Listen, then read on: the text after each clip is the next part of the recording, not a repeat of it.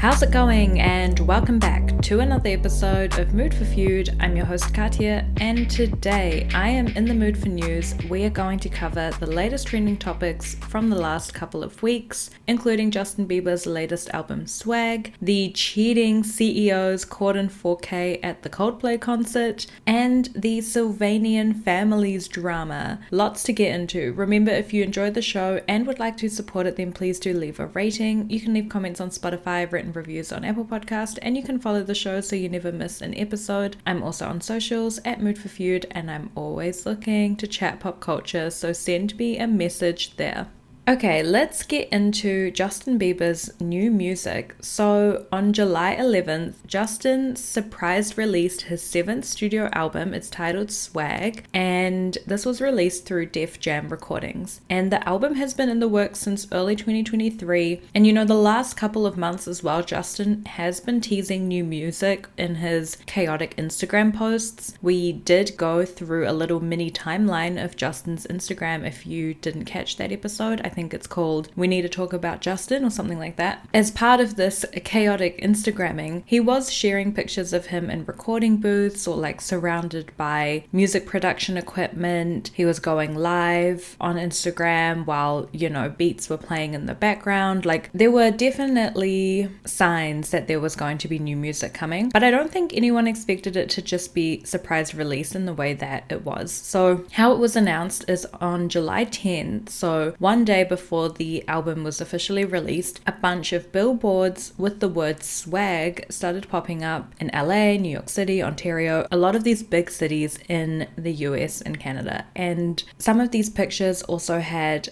photos of Justin in the foreground, and then Haley, his wife, and his son Jack in the background, and some were just of Justin and his son. It was kind of giving album cover, people were like, oh my god, is he being for real? Is he releasing music? And I can't remember where I saw this piece of information, but apparently the pictures of him and Haley and his son were taken by the same photographer who shot Kendrick Lamar's album cover for Mr. Morale and the Big Steppers. And I do see a very strong resemblance between these two images. There's this very clear divide between fore and background. Obviously they're both family photos, and there's this kind of moodiness to them. I think the photos are cool. I think they're really attention grabbing. I don't know how else to describe that. But all of these billboards started popping up. People were like, oh my gosh, is he releasing new music? But at the same time, Justin has been acting so weird online that people were hesitant to say for sure, slam dunk, there's new music coming out. And I saw a lot of articles that were like, Justin seemingly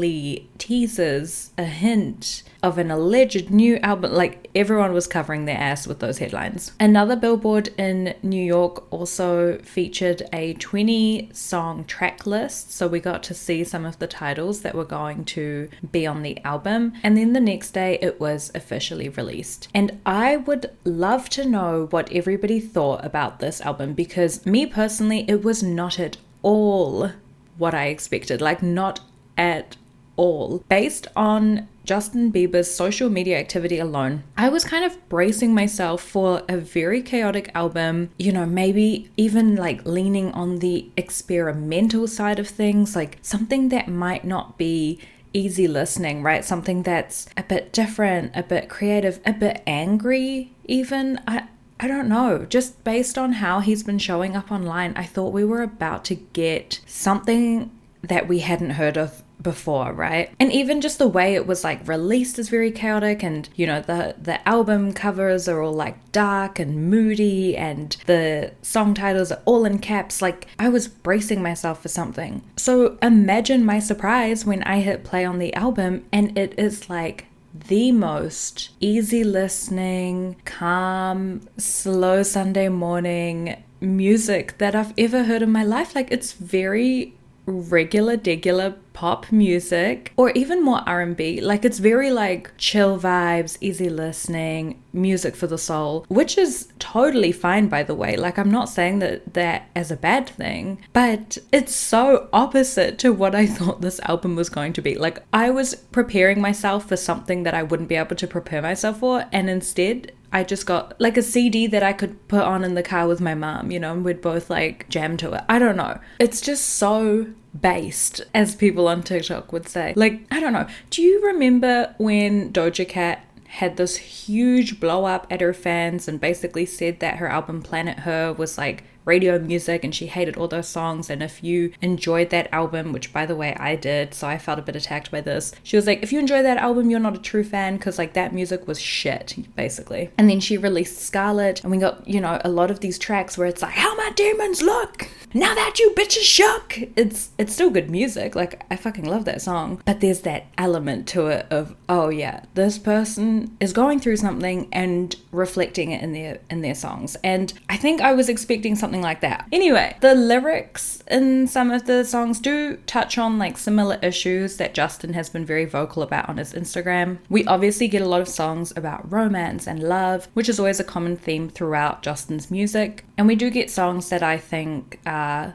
explicitly about Hailey Bieber, like his relationship with Hailey, which we do know has been fairly rocky. Like, we know it a little bit from gossip magazines and stuff, always, you know, these mysterious sources who are like, they had a big fight and Justin had to sleep on the couch, you know. But we do also know it in little bits, just the way that they occasionally speak about one another online, the little like internet jabs that they take at one another. Also, I am so sorry, I am just realizing that I left my bathroom fan on, so I'm gonna go turn that off, and I am so sorry if there is a big noise underneath all of this. Okay, I'm back. You know, in the way that Justin would be like, oh, I'm remembering a time where Hales and I had a big fight and I said she'd never be on the cover of Vogue. Like, we know that things aren't always paradise between the two of them. We know that they definitely have ups and downs. So we do get songs that talk to this, like for example, the track Daisies, which speaks about a rocky relationship. We have the line, you leave me on red, babe, but I still get the message. Instead of a line, it's 3 dots, but I can connect them. And if it ain't right, babe, you know I respect it, but if you need time, just take your time. First of all, that line about instead of a line it's 3 dots but I can connect them, oh my gosh, that took me back to when you're like, you know, talking to someone, maybe you're like early stages relationship, and you see those 3 dots pop up and you're just bracing yourself.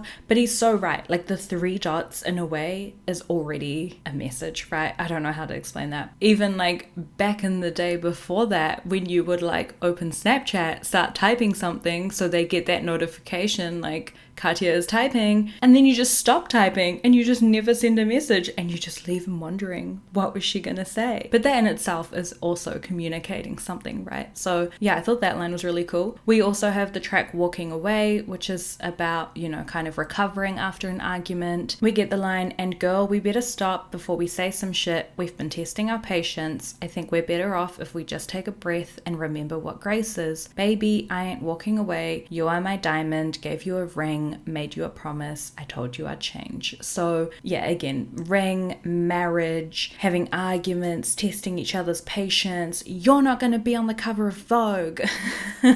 In the track Go Baby, we've got Justin telling Hailey he'll always be there for her. That's my baby, she's iconic, iPhone case with lip gloss on it. Obviously referring to the Rode phone case with the little vaginal lipstick holder. And in the chorus, he sings, don't need to pretend that you're okay, so cry on my shoulder, just turn on to me. That's a nice track. To be honest though, he hasn't been giving me emotionally available shoulder to cry on these last couple months. But maybe in this track, you know, we're seeing that he does want to show up in that way for Hailey. We do also get a couple of sexier songs like Things You Do and Sweet Spot with Sexy Red, which is definitely one of my favorite tracks. He sings, I like it sticky in the sheets, I'll make your sheets hot, I hit the sweet spot. So a lot of songs about romance, love, relationship with Hailey, but also a lot about, you know, having those arguments, trying to recover from them, saying stuff that you don't mean, but at the end of the day, always wanting to be there for her. And I think that's important because, you know, the divorce rumors have been off the charts. To be honest, I've been off the charts for like 3 years now. So maybe this is also his kind of way of saying like, yeah, we do fight. Yeah, it's not always easy. But, you know, at the end of the day, when push comes to shove, we're always going to be there for one another. Throughout the album, we do also have a lot of voice notes, conversations he's having with his friends and mentors while they're all getting stoned. You know, Justin talking with Drewski about standing on business and what that meant to him. Justin talking about why he gets annoyed when people always ask him if he's okay, his frustration with the paparazzi. So again, a lot of those topics that he's also been venting about on his Instagram. In my humble opinion, with, you know, no knowledge of how to produce an album, I think there might be one too many voice notes in this album. And like some of them are kind of funny or like mildly interesting, but to me it's like the classic thing where he's gotten stoned with his friends and they are like, damn, we are saying some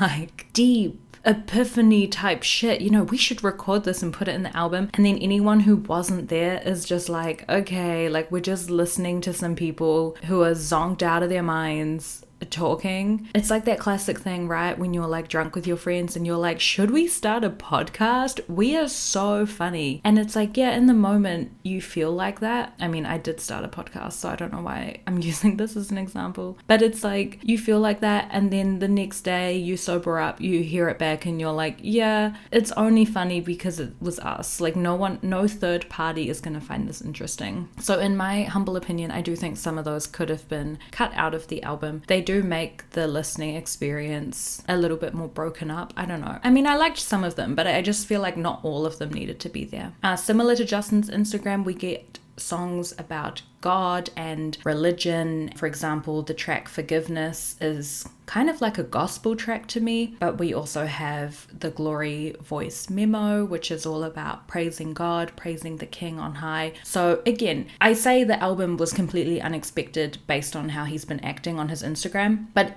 if we actually do look at the topics, they do cross over. It's clear that these are kind of thoughts and themes that have been circling around Justin's mind for the last couple years. And I don't know if it's just because he's better at expressing himself through music, but the album is so level-headed and normal. And then, you know, when he shows up on Instagram, it's just like, it's the complete opposite. It's always got this weird underlying tone where it makes me think something's wrong. And then he's like, why do people always ask me if I'm okay? And it's like, because you're coming on Instagram live with the camera like right up your nostril and gently rocking back and forth like you're in some kind of fugue state. Like, this is why people keep asking you if you're okay, Justin. I guess the one kind of abnormal track on Swag is maybe Yukon, which has this voice filter on that makes it sound like he is Alvin from Alvin and the Chipmunks. And yeah, I don't know.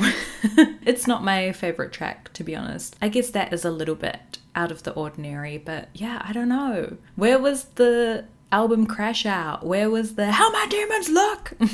Overall, I think it's an okay album. I don't hate it. I'm also not blown away by it. I do think my favorite track is Devotion. It's like a nice one to play on a Sunday morning when you're making banana pancakes and brewing some coffee. You know, have a little slow dance to it, a little boogie. It's very like cruisy, easy listening. But yeah, I honestly just think when I heard he was releasing music, I was like, oh my gosh, this is going to be the craziest thing we have ever heard. And it wasn't. It was just the most normal thing we've ever heard, and that's okay as well. It does make me think that maybe he's actually doing better than what he portrays online, so that, you know, is always a positive. Let me know what your favorite track from Swag is and what all of your thoughts are about it. You can leave a comment. And is this album what you were expecting, or like me, were you kind of thinking we were about to get something wild? Okay, the next topic I want to talk about is the CEO cheating scandal. Oh my goodness. So I'm sure everybody is up to speed on this, but I will give a little mini recap in case you had a severe power cut and no access to internet for the past week. But what happened was there was a Coldplay concert. It was in Foxborough, Massachusetts on the 16th of July. And Chris Martin was doing this segment, you know, kind of like a kiss cam, where the camera was going to different couples and then they kiss. I don't know why I'm explaining this right now. The camera's going to different couples and gun lands on this man and woman. They look super cozy. The guy is hugging her from behind. She's like grabbing his arms in front of her. Like, they look like a very wholesome couple. Chris Martin goes, whoa, look at these two. The second that they register, they're on the big Jumbotron screen, like the camera is on them in 4K, probably maybe even 8K, streaming them to the thousands of concert attendees. The woman immediately puts her hands in front of her face and turns around so her back is to the camera, and he moves his arms like off of her body and then just sinks to the floor. Chris is like, you're okay? Whoa, okay, what? Either they're having an affair or they're just very shy.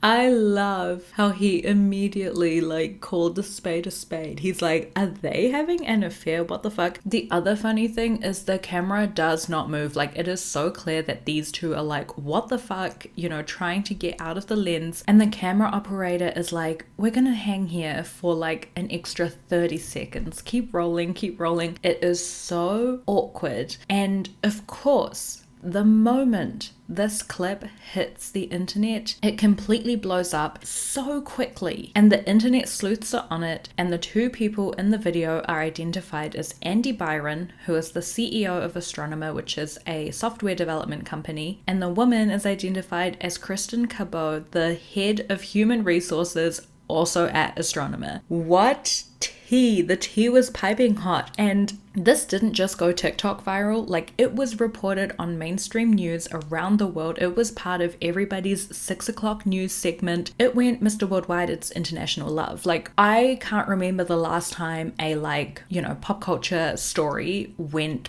big like this, you know, like I'm seeing news outlets reporting on it. So obviously once these two had been named and shamed, everyone was digging into their lives. People were digging up LinkedIn posts like the ones from when Andy first announced that Kristen had been appointed as Chief People Officer at Astronomer, and expressing his interest in getting to work with her and all her expertise in the sheets. And people noticed that Andy's wife very quickly removed his surname from her Facebook profile. And there are, as you can imagine, a lot of memes being made too, because like, what is this situation? Like, imagine being caught 4K on the Jumbotron cheating on your wife. Like, how do you make that up? I also made a TikTok about wanting to be an employee at Astronomer, you know, on the Thursday morning, and just being able to engage in all of that office gossip. Like, it really made me realize that workplace drama, when I'm not involved, is actually some of my favorite type of drama. I was kind of just saying like, God, I would, you know, give up anything to sit in those offices. And can you imagine the shocking revelation that your CEO is hooking up with your Chief of HR? I mean, come on. And the comments on my TikTok did not disappoint. I was howling reading them. One person wrote, they should play Coldplay through the intercom of the office. Yes, absolutely. I need Viva La Vida to be playing at Astronomer at all times. I used to rule the world. Seas would rise when I gave the word. Now in the morning I sleep alone. Sweep the streets I used to own. I mean, come on. Andy has never related to a song more. Someone else wrote, I'll scrub the floors. Just share the Teams chat with me. Absolutely. Hire me as your janitor. I will be there. Like, I just want to be in amongst the gossip. And then someone else wrote, I think we may have found something that does beat a Jet 2 holiday. So I had a lot of fun. Online. Obviously, immediately conspiracies start circling. You know, is this a big stunt to boost Astronomer, the company? To be honest, this did cross my mind. And then when I saw that Astronomer is a company that develops software for data analytics and makes data products using AI, I just was like, I don't know, wrong industry. Like, if they were a marketing firm, if they were a PR firm, even if they were just a little bit more adjacent to some kind of like media entertainment or, you know, a news outlet or something like that, then yes, I would be like, this is a stunt. I don't know how much money they paid Mr. Martin to have the kiss cam go on them. But for something like a data, the thing is, any company that works with people's data has to be incredibly trustworthy to be successful, because people don't like giving their information over to just anyone. And as we know, cheating scandals are a big deal and they do make someone seem untrustworthy. So to me, I don't believe this one is true just because of the nature of the business. Another conspiracy is, did the camera operator know them? Because what are the odds? Like a stadium with thousands and thousands of people and the camera happens to land on like the couple that's there cheating, like, and then they're both like high level executives at the same company. Like, how does that all fall into place? Did the camera operator know and kind of seize their chance to expose them? This could obviously, you know, be true. I don't know. I will say, now that I've been seeing a lot of like other videos from that concert and people being able to say like, oh my god, look, I'd like accidentally filmed them in the background of my video. They were in like the kind of high price ticketing area where there's not that many people up there, you know. They were like standing right up against the railing of those expensive seats that are like high up but you can still get a good view, and so they did actually stand out, kind of, if that makes sense. It's not like they were just like in the mosh amongst hundreds of people. Like, they were in the seated area, they were up by the railing, and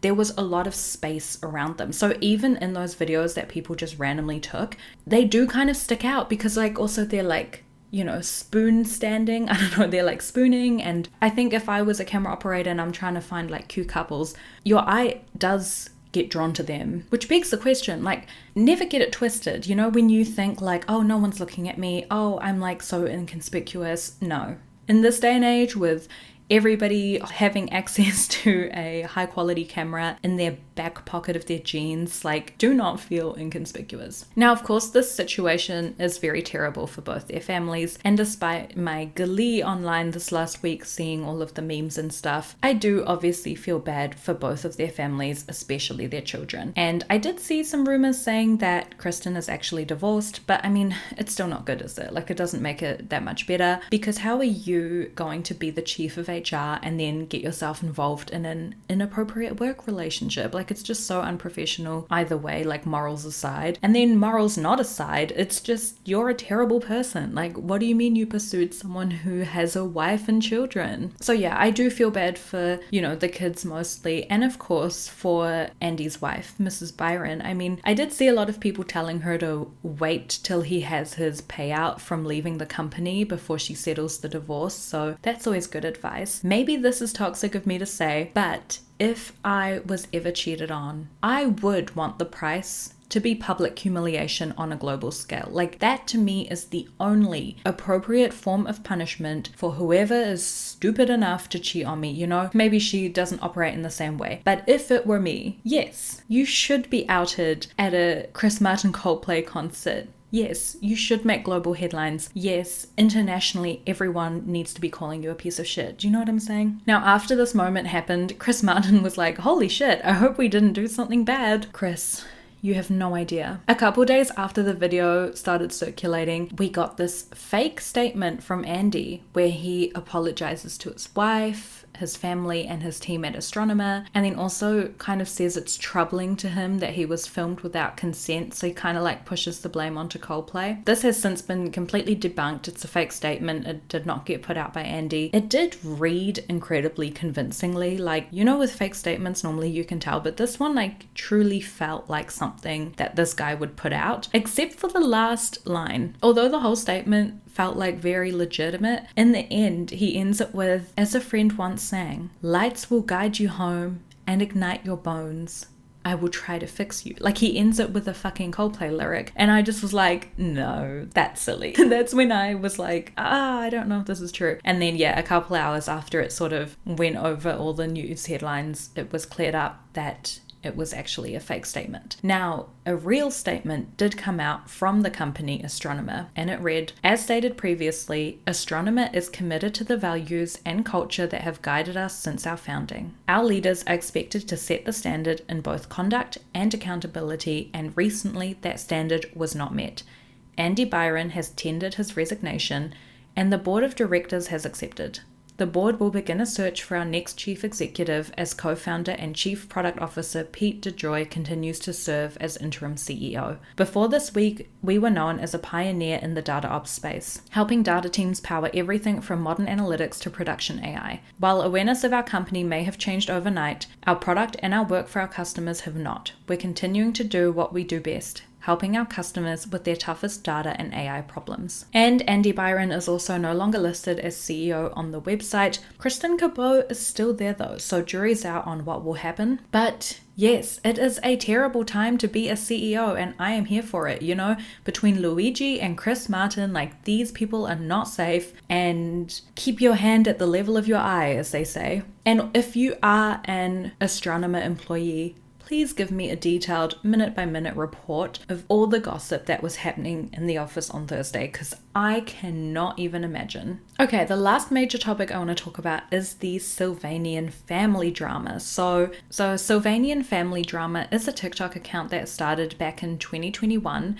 They have since amassed 2.5 million followers, and for good reasons. Their videos are so funny. I love them. Anytime one pops up on my feed, I have to stop and watch it. I am not scrolling past that. So the account kind of details soap opera type, like hyper dramatized storylines using the figurines from Sylvanian Families. I think they're called calico critters in the US. Somebody correct me on that if I'm wrong. But they are basically this line of like collectible anthropomorphic animal figurines. They were created by the Japanese company Epoch in 1985, so they've been a staple toy for quite some time now. And this account, Sylvanian Family Drama, would kind of make up these very dramatic plot lines using these figurines, like someone cheated and then the partner, you know, runs over their ex with a car and then commits suicide by pill overdose and then is brought back to life and then joins a cult. Like, it's always something super drastic and dramatic, and the whole thing, like, there's no talking, it's all just narrated by text on screen and emojis. And the other hallmark of these videos is kind of this nonchalant, like, text language where someone would be like, how could you cheat on me? And then the person would reply like, you're ugly, lol. I think everyone should go and watch one of these videos because they're so entertaining, and you'll immediately understand why this account popped off. Like, it's perfect. As far as a TikTok account goes, like, this is perfection. People started noticing that something potentially was up because the account actually hadn't posted since January this year. So the fans were wondering, what happened to Sylvanian Drama? Where are the videos? And then recently, it was found out that Epoch, the company that owns Sylvanian Families, had filed a lawsuit against the TikToker behind the account. And this TikToker, they're from Ireland. Their name is Thea von Engelbrechten. I don't know if I'm saying that right. Maybe it's Thea von Engelbrechten. What a name, first of all. You know you're going to be famous and iconic if you have a name like that. I mean, come on. And they are suing Thea for creating, publishing, and disseminating online advertising videos using the Sylvanian family toys. And this is because Thea, as many popular creators on TikTok tend to do, started getting brand deals from the likes of Netflix, Taco Bell, Sephora, Burberry, and even Marc Jacobs. Massive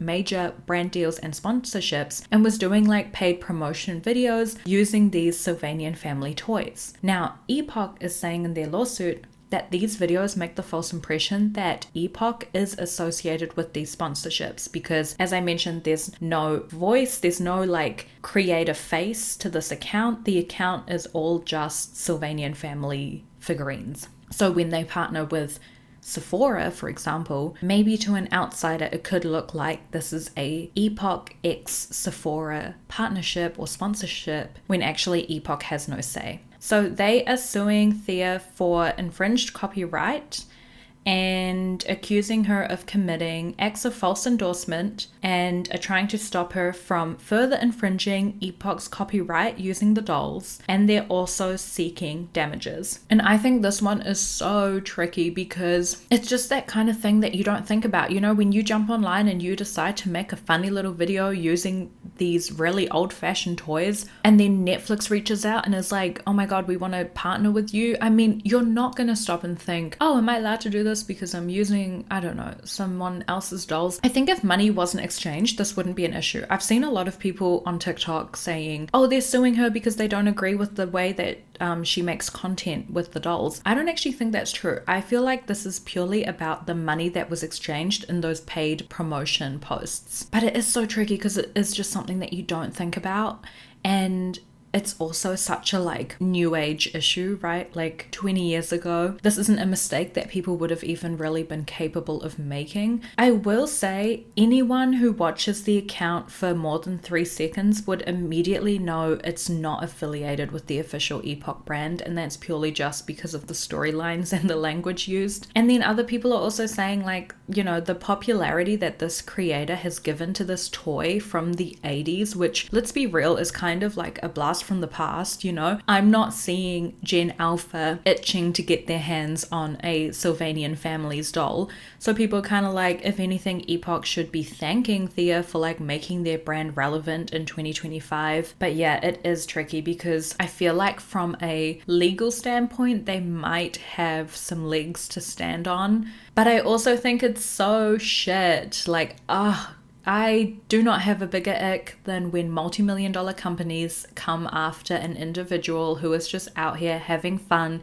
and collecting a bit of bag. You know, those paid promotions that Thea did with Netflix and stuff, there will be hopefully a good amount of money for them as an individual, but like, does Epoch need access to that? Like, does Epoch really need them to pay them a fee for the damages? Like, I don't know. Pick your battles, you know? It's like, why would you not be big picture about this and think about how this account with 2.5 million followers, that's 2.5 million people who enjoy seeing your dolls, why would you not partner with Thea? I mean, that's what I would have done if I was them. I would have been like, let's release a new line of figurines inspired by Sylvanian Family Drama account. I don't know. Anyway, I always hate when these big massive companies with like a team of lawyers come after a girlie in her bedroom in Ireland just trying to have some fucking fun. It's so unfair. You know, I feel like we've been seeing more of this sort of thing cropping up. Like just recently I saw that whole Etsy controversy where artists on Etsy were being sued by the Smiley company because the term smiley is actually trademarked, and so when they were describing any of their art, you know, if they were tagging it with like the word smiley, a giblet of a smiley sloth, you know, for example, the Smiley company was suing them and demanding money again because of that element of money being exchanged, right? Of them selling art that contains this trademarked word. They were building their case for months and then got all of these artists' accounts taken down, and it's just so petty. It's like, why do you need access to this money? These are people just trying to diversify their income. And I know the law is not about like what's moral.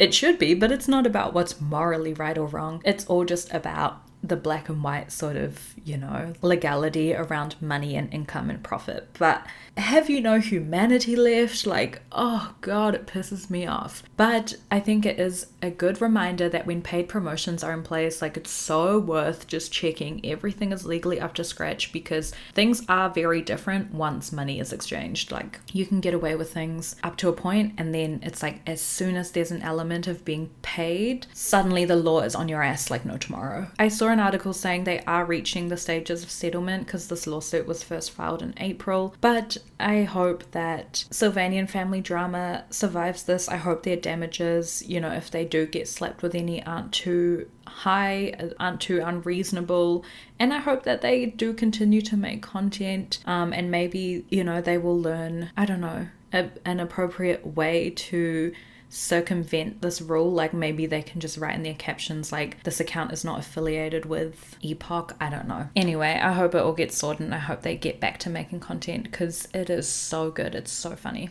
But that is all I have for this episode. Remember, if there's trending topics you'd like me to talk about, you can drop me a comment, you can write me a DM, whatever it is. Write me a letter, send me a postcard, and let me know, and I will do my best to incorporate them. Don't forget to rate and review the podcast if you enjoy the show. Please feel free to leave a written review or comment. I love my words of affirmation, and you can connect with me on socials at Mood for Feud. If you want to buy me a coffee, I have a link in the show notes, and all funds will go towards upgrading my podcast gear. I hope everyone is crushing their goals this week, and of course, keeping out of trouble. Don't get into any feuds, and I will talk to you all next week. Bye!